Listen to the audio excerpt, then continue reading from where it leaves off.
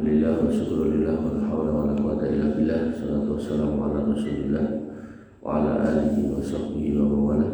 Bapak Ibu yang dirahmati Allah, alhamdulillah, puji syukur senantiasa kita aturkan pada Allah Subhanahu wa taala atas limpahan nikmatnya kita masih bisa menjalani sholat berjamaah yang kemudian dilanjutkan dengan majelis ilmu yang tentu kita harapkan keistiqomahan dari diri kita agar kemudian dari istiqomah itu kemudian Allah mengizinkan kita untuk husnul khatimah dan masuk jannah.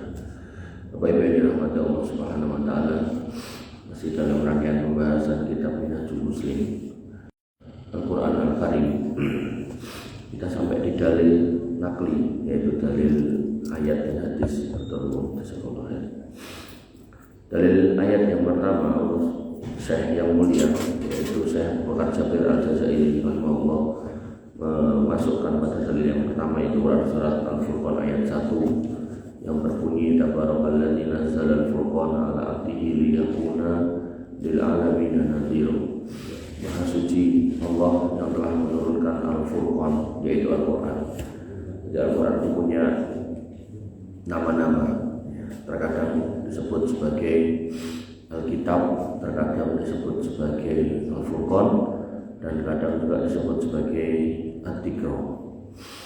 Nah, pada ayat 1 dari Quran surat Al-Furqan, Allah menyebutnya sebagai Al-Furqan, di mana Allah yang menyatakan bahwa itu aku turunkan kepada hambanya, yaitu kita manusia dan jin. Di sini dikatakan yaitu liyakuna lil alamin nadhira, agar menjadi peringatan bagi seluruh alam.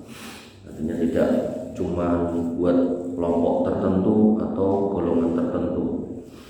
Bagaimana kitab yang lain, kitab Taurat, kitab Zabur dan kitab Injil itu hanya kepada orang-orang tertentu yang mereka para umatnya itu sampai hari ini sebenarnya tahu dalilnya ada, ya, sampai dikatakan atau disampaikan dalam Alkitab itu, aku tidak datang melainkan hanya untuk domba-domba yang tersesat dari Bani Israel, dari orang-orang Israel. Itu ada, ya kan, seperti itu.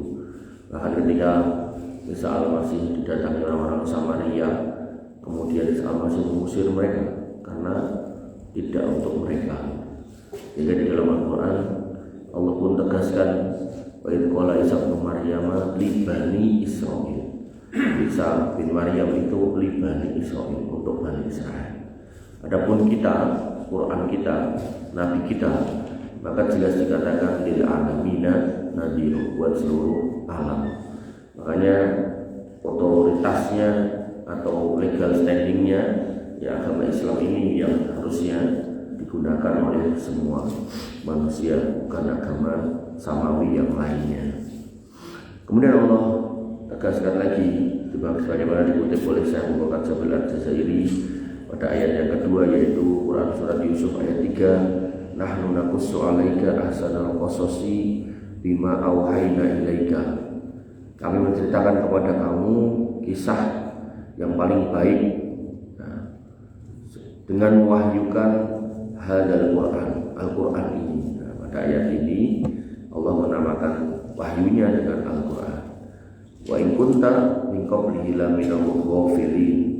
Padahal kamu dulu sebelum dapat Quran ini adalah termasuk orang-orang yang ghafil, orang-orang yang lalai, orang-orang yang enggak ngerti jalan. Jadi orang-orang musyrik, orang-orang kafir sebelum datangnya Quran itu dianggap orang-orang yang ghafil. Dengan dikasih Al-Quran maka harapannya bisa kembali ke jalan yang benar. Jadi ibarat kita ada di tengah hutan, kita nggak ngerti jalan pulang, tiba-tiba kita berpapasan dengan penunggunya hutan, bukan jin tapi orang. Kadang ada orang-orang tertentu yang tinggal di kampung situ. Tentu kita senang banget, kita akan ngomong, kayak saya itu dari kota ingin pulang tersesat, oh iya tak tujuh jalan. Nah, maka kondisi-kondisi seperti itulah yang diterima atau yang terjadi pada orang-orang sebelum datangnya Quran, yaitu orang-orang yang lalai, nggak ngerti jalan yang lurus. Begitu datang Quran, maka harapannya adalah bisa mengikuti jalan yang lurus. Pertanyaannya, apakah ketika Quran datang ternyata manusia itu mengikuti jalan yang lurus? Insya Allah nanti ada jawabannya. Kemudian Allah Subhanahu Wa Taala menyampaikan lagi pada Quran surat An-Nisa ayat 105, Inna anzalna ilaikal kitaba bil haqq. Sungguhnya kami telah menurunkan Alkitab dengan hak. Nah, pada ayat ini Allah menyebut Al-Quran itu dengan Alkitab. Jadi Alkitab itu nggak selalu Injil.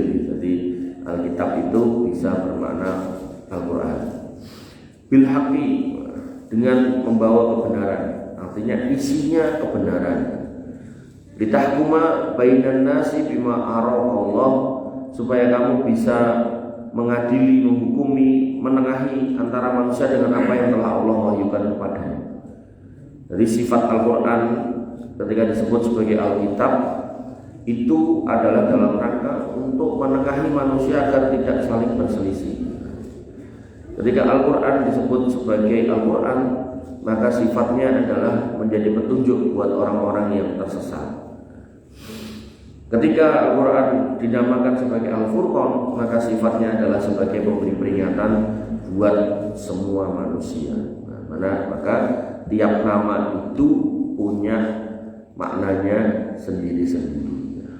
Oleh karena itu maka ketika kita paham tiap nama ini maksudnya apa, insya Allah kita akan makin cinta sama Al-Quran. Ketika disebut Quran, dan itu maknanya menyelamatkan orang-orang yang sesat. Ketika disebut Al-Furqan, itu sebagai peringatan agar manusia tidak keliru dalam memilih jalan. Ketika disebut sebagai Alkitab, itu maknanya berarti untuk menengahi agar manusia tidak berselisih di atas hal yang salah. Artinya perselisihan itu bisa ditengahi ketika ada hukum, maka akan ketahuan mana yang benar, mana yang salah, mana yang baik, mana yang buruk. Allah. Kemudian Allah tegaskan lagi, wala takun lil khainina khosima, dan janganlah kamu menjadi penantang karena membela orang-orang yang khianat.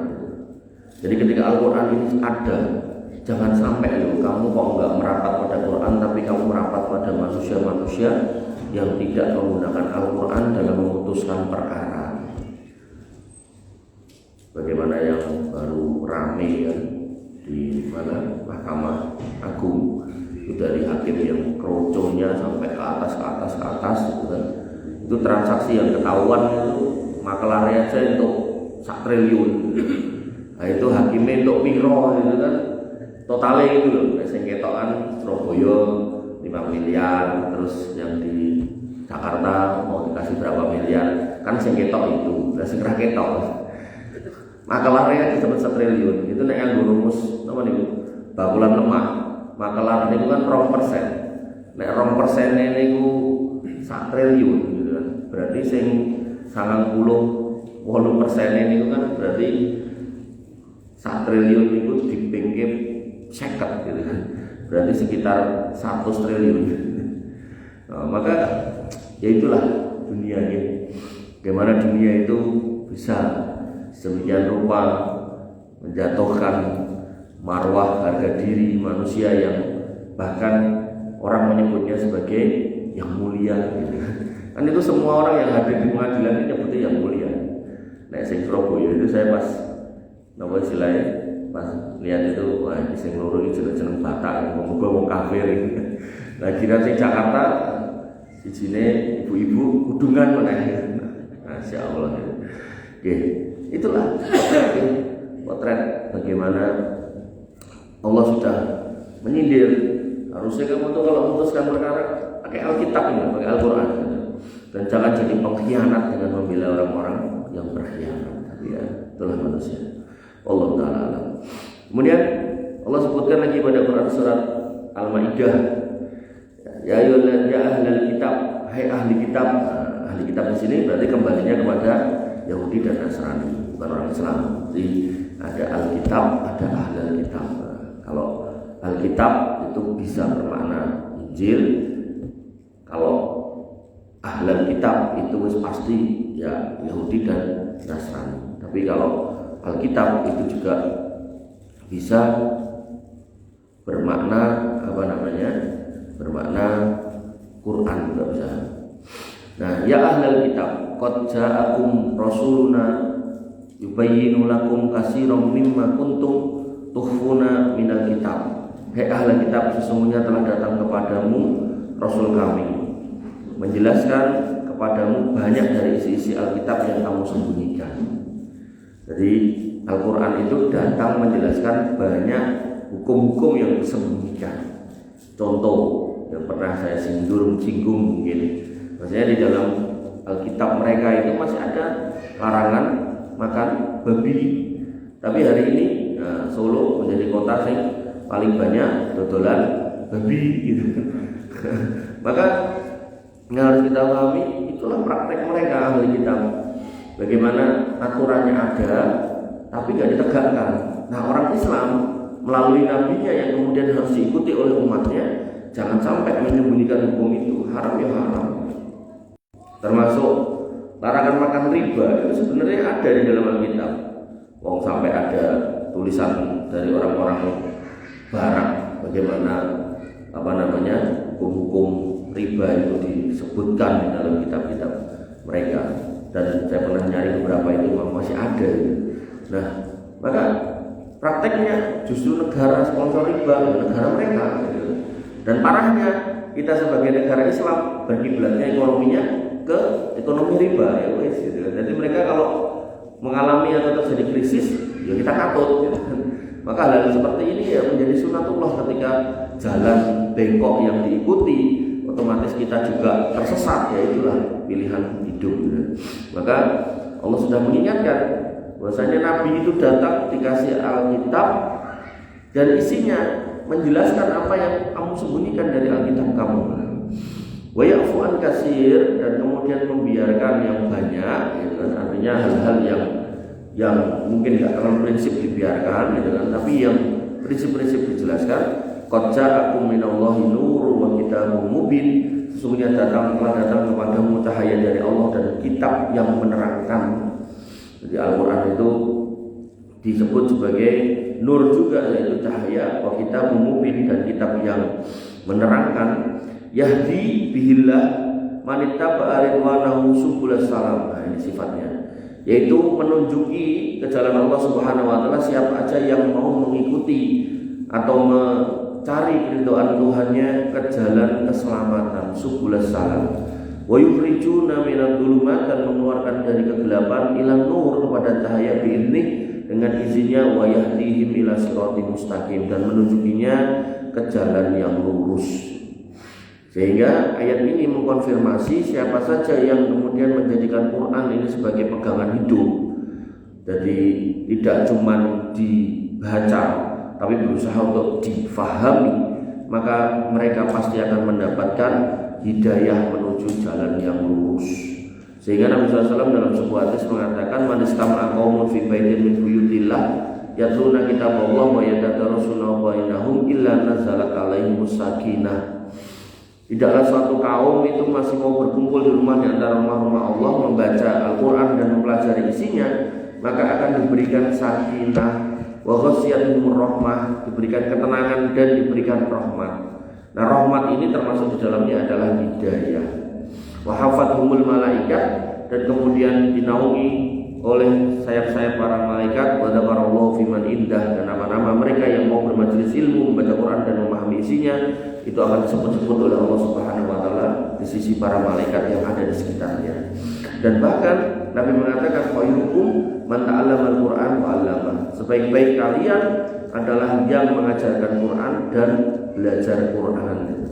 Tentu di sini ada urutannya. Kalau belum bisa baca ya belajar baca, sudah bisa baca ya belajar melancarkan bacaannya, sudah lancar ya menghafal sebisanya, sudah hafal ya masuk ke wilayah tafsirnya. Jadi hafalnya nggak nunggu hafal 100% boten, tapi misal hafalnya 3 juz 30 ya coba dibaca tafsirnya. Atau kalau misal khawatir salah ya cari majelis ilmu yang kemudian menyampaikan tentang tafsir Quran agar kita ngerti. Wong napa istilahnya WA istri kita yang umpama kita nikah sama orang asing gitu, dengan bahasa Cina atau bahasa Rusia ya, umpama gitu.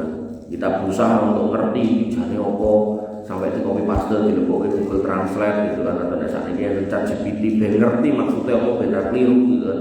Maka harusnya orang yang beriman berusaha untuk kemudian mengenal firman Allah Subhanahu wa taala ini apa maknanya, cara bacanya gimana.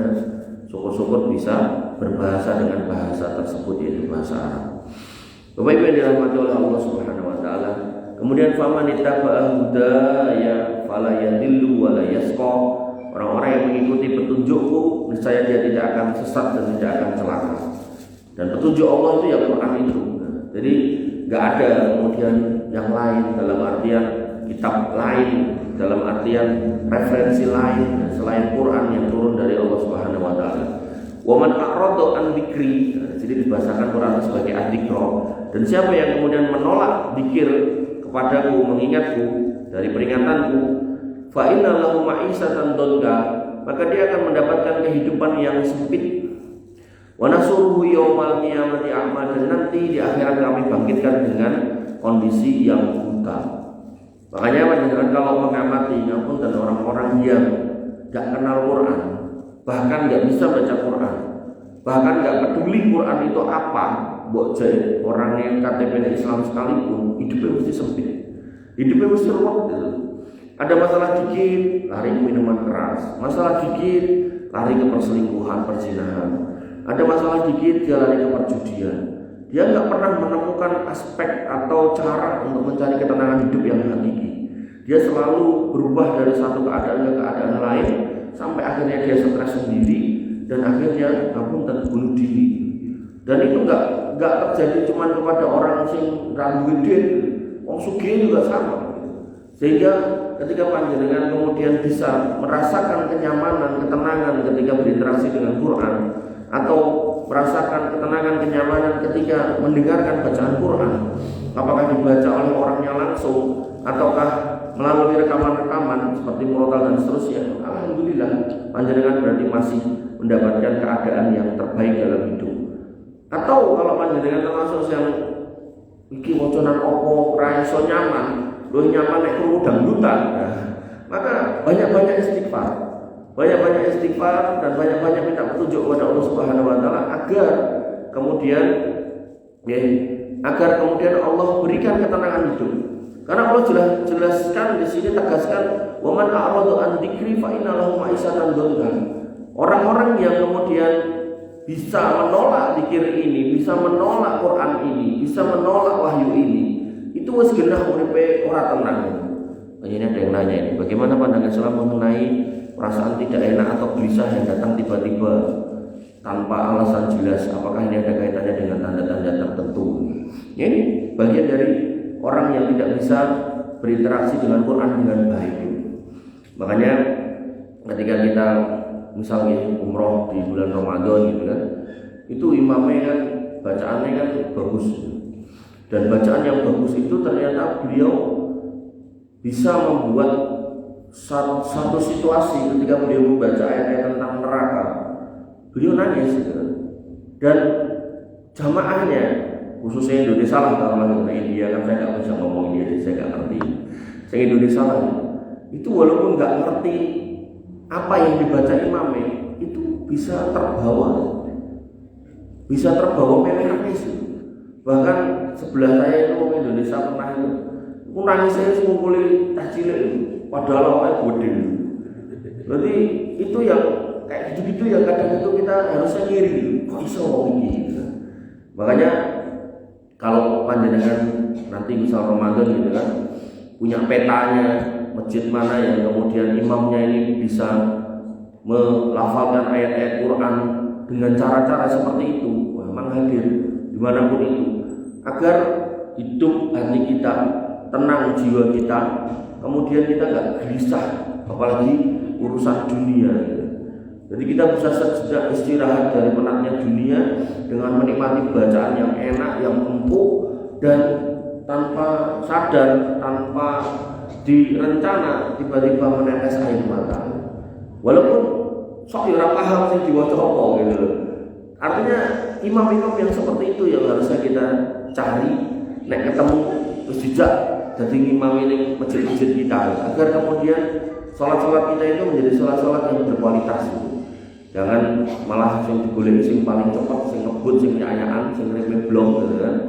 Di sholat tarawih 23 rakaat selesai dalam waktu 7 menit, 5 menit gitu kan. Alhamdulillah amin gitu. Allah Akbar gitu. Nah, ini kok nek biaya sepuh segede sakar-karuan ya. Maka jangan ya seperti itu.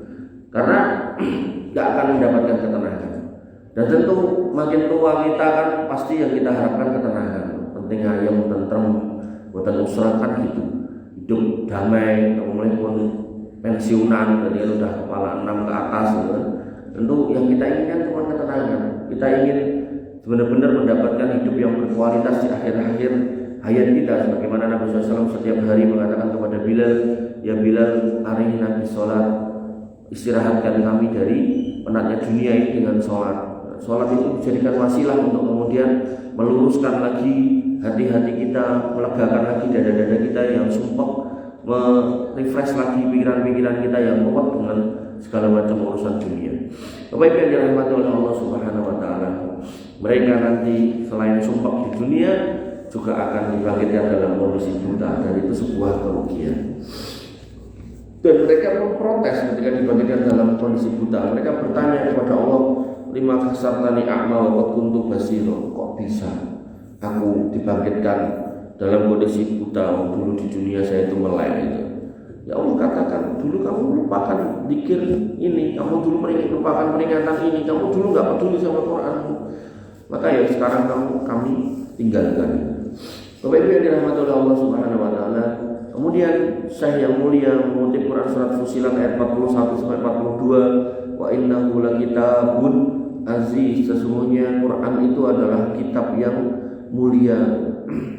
La ya'tihil batil min baini yadayhi wala min khalfi, yang tidak datang kepadanya kebatilan baik dari depan maupun belakangnya.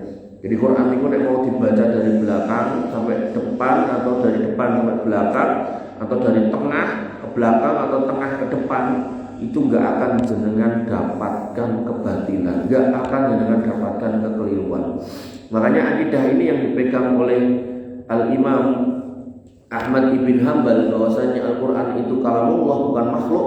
Karena ketika dikatakan Quran itu makhluk, berarti ada perlu revisi, ada perlu evaluasi, ada perlu koreksi.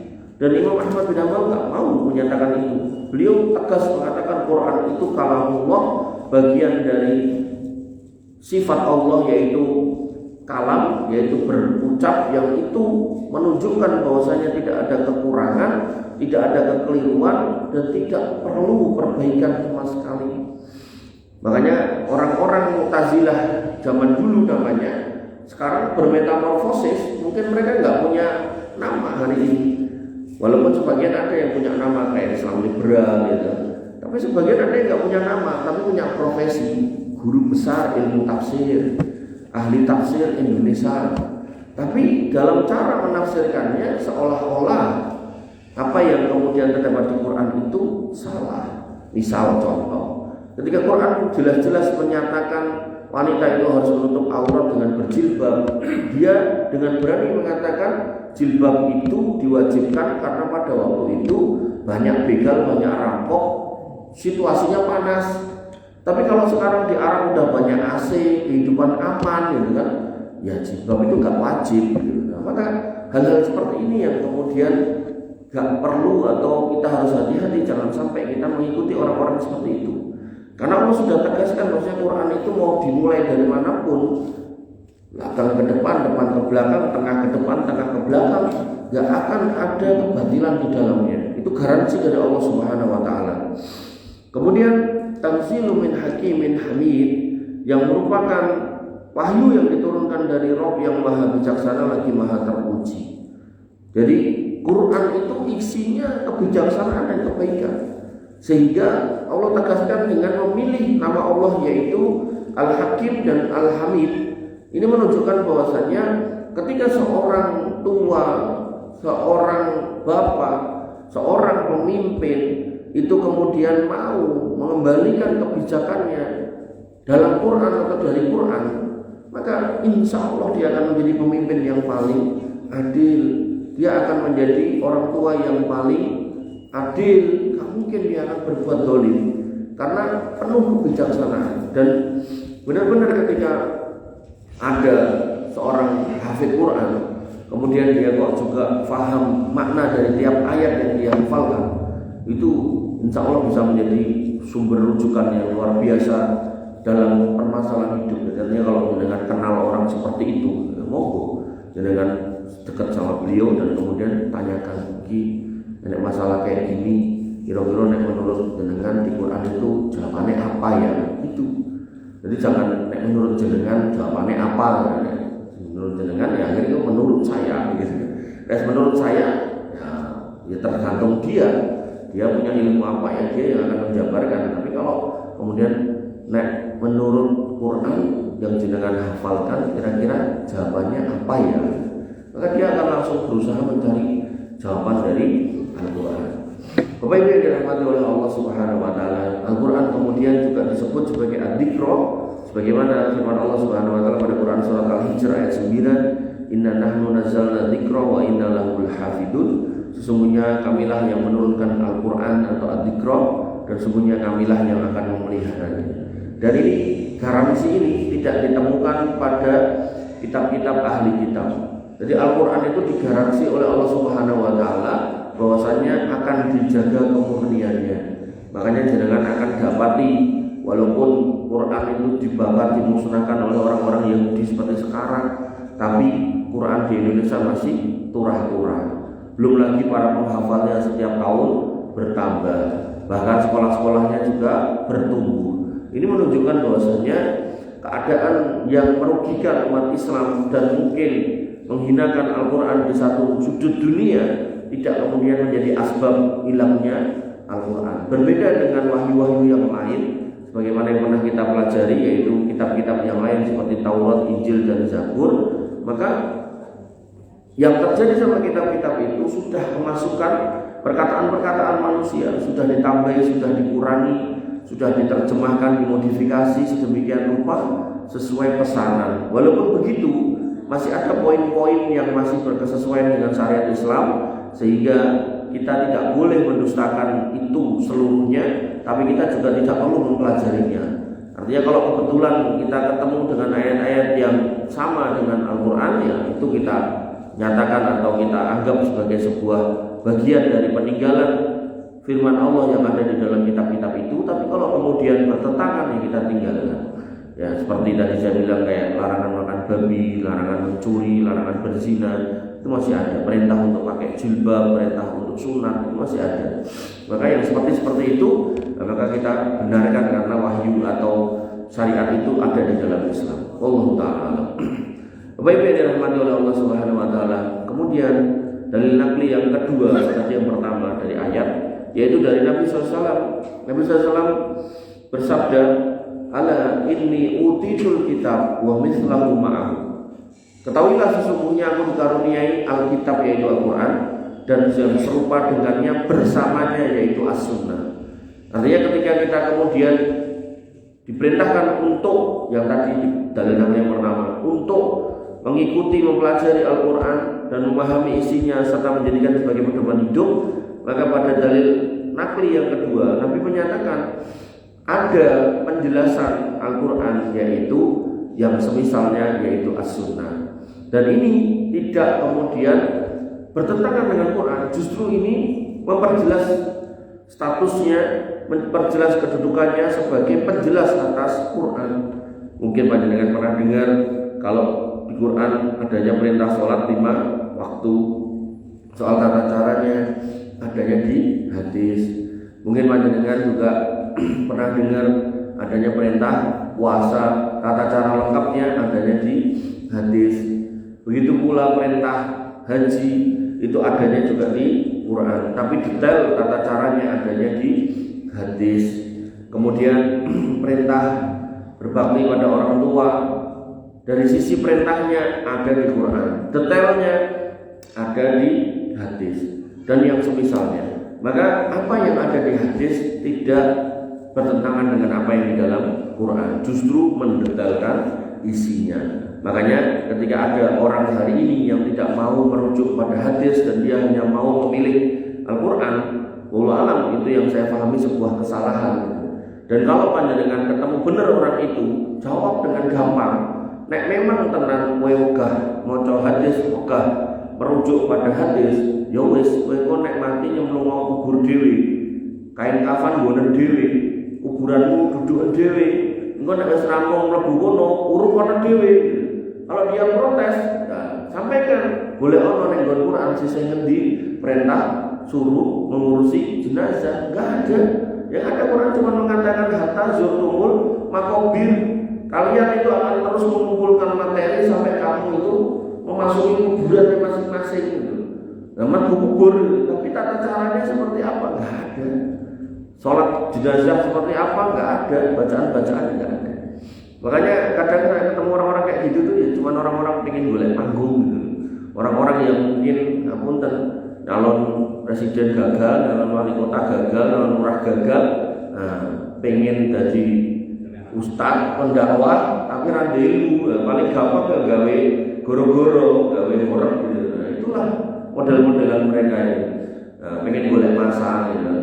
Dan saya benar-benar ditanya sama orang-orang yang bertemu dengan orang-orang seperti itu tuh, sampai dikatakan kan langit ada 7, bumi ada 7. Itu berarti planetnya ada 7 ya kan?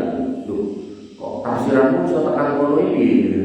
Ya guru saya bilang katanya langitnya itu 7, buminya 7. Berarti planet bumi itu ada 7. Berarti yang kita tempati isinya itu makhluknya namanya manusia. Yang sebelah sana itu mungkin alien, sebelah sana mungkin apalagi. Tekan semono kuwi ora enek dalile kuwi. Yang ada dalilnya adalah bumi lapis 7, langit itu ke atas. Jadi dari bumi ke lapis 1 500 tahun perjalanan, ke atasnya lagi 500 tahun perjalanan, sampai lapis 7 500 tahun perjalanan. Di atasnya ada lautan, di atasnya ada arsy Allah. Nah itu yang ada dalilnya. Berarti yang lapis ke-7 itu munggah, bukan ini dewi-dewi itu. Termasuk bumi juga gitu, bumi itu ke bawah 7, bukan kemudian bumi ini enek itu gitu. Nah maka hal-hal kayak gini nih yang orang-orang itu kadang ngapunten ya. Ada orang-orang yang tahu-tahu aliran-aliran nggak cetha, nggak jelas, kemudian pihak takmirnya juga nggak memfilter, akhirnya diterima, disampaikan, nah bingung lah. Karena pasti ketika diambil dari sumber yang nggak benar, pasti akan bertentangan dengan satu dengan yang lainnya. Tapi kalau sumbernya benar, itu nggak akan ketemu pertentangan, pasti sama. Sama halnya dengan orang-orang Nasara itu, ketika bawa Alkitab, mereka mau berdiskusi, pasti akan ditanya kitab sing di Singgogo, terbitan sopo, cetakan di tahun piro. Karena dalam beberapa kondisi itu beda cetakan, beda tahun itu ada kalimat-kalimat yang sudah berbeda. Misalnya kayak kasus babi tadi, itu kalau tahun-tahun lama itu babi gitu aja. Tapi begitu tahun-tahun baru, babinya itu menjadi yang diharamkan itu babi hutan. Berarti babi ternak itu gitu. Ada tambahan hutan gitu aja sudah menyebabkan berbeda gitu. Maka hal-hal seperti ini yang kemudian harus kita pahami, bahwasanya kita harus beragama di atas dasar yang benar. Makanya kalau Quran itu nggak mungkin dipalsu orang. Kalau ada yang palsu pasti ketahuan. Nah hadislah ini yang potensi dipalsu. Dan alhamdulillah Allah sudah utus atau sudah kirim manusia-manusia terbaik, para imam hadis yang seperti Imam Bukhari, Imam Muslim, kemudian para ashabus sunan, itu yang kemudian sudah menyusun kitab-kitab itu. Dan hari ini sudah ada dalam aplikasi di HP segala macam sepena biana. Tinggal dengan nyari aplikasinya itu, dengan masukkan apa, tema apa, sholat, puasa, haji, umroh, zakat, segala macam, itu keluar. Oh hadisnya ini dari Imam Bukhari, dari Imam Muslim. Orang usah buka satu-satu kayak gini gitu. Maka itu menjadi wasilah dari Allah Subhanahu wa taala agar umat Islam itu tetap terus tegak di atas kebenaran dan tidak mudah diapusi sama orang-orang yang mencari dunia tadi. Makanya Nabi mengatakan, "Ala inni utitul kitab wa mislahu ma'ahu." Maka ketahuilah kalau aku itu diberikan Alkitab dan yang semisalnya. Dan misalnya ini adalah hadis.